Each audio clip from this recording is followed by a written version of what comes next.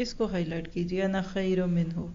یہ جملہ صرف ابلیس کا نہیں تھا، معذرت کے ساتھ آج ہر عورت کا ہوتا ہے. میرے کپڑے اس سے اچھے، میرا گھر اس سے اچھا، میری جوتی اس سے اچھی.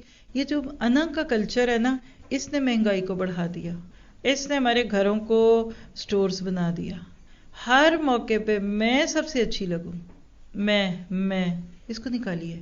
ہماری دلہن اچھی لگے، ہمارے گھر کی شادی اچھی لگے، ہماری گاڑی سج جائے، ہماری برات کا کھانا اچھا لگے، تو یہ ابلیسیت کی طرف بڑھتا ہوا لفظ ہے انا.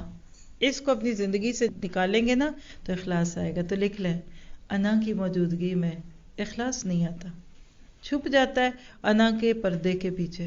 اگر ابلیس آدم کے آگے جھک جاتا اور انا کا شکار نہ ہوتا، اسی جنت میں رہتا جس میں تھا.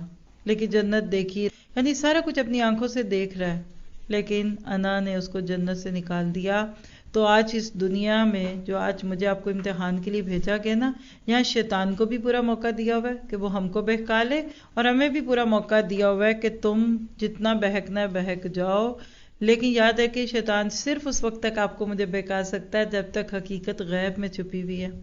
قیامت جب غیب کا پردہ پھاڑے گی تو سب کچھ سامنے آ جائے گا. اس کے بعد نہ کوئی بہکانے والا رہے گا اور نہ بہکنے والا.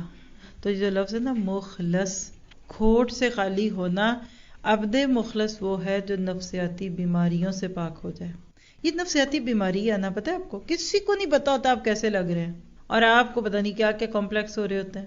کوئی نوٹ کرتا ہے بھلا آپ کا ایک ایک چیز، ایک ایک لفظ، ایک ایک جملہ، اور ایک ایک آپ کا پین نہ اوڑھنا؟ یہ سائیکولوجیکل پرابلم ہے. شیطان کا معاملہ کیا ہے؟ اس کو عملی طور پہ ہمارے اوپر کوئی اختیار نہیں ہے، اس لیے وہ ہمارے لیے گناہوں کو سجاتا ہے، باطل کو حق کے رنگ میں دکھاتا ہے، اور ایسے خوبصورت باتوں کے جنگل میں ڈال دیتا ہے کہ ہم اپنی انا کو خوراک دیتے ہیں. پھر انا کا بت موٹا ہوتا ہے اور ہم گم ہو جاتے ہیں.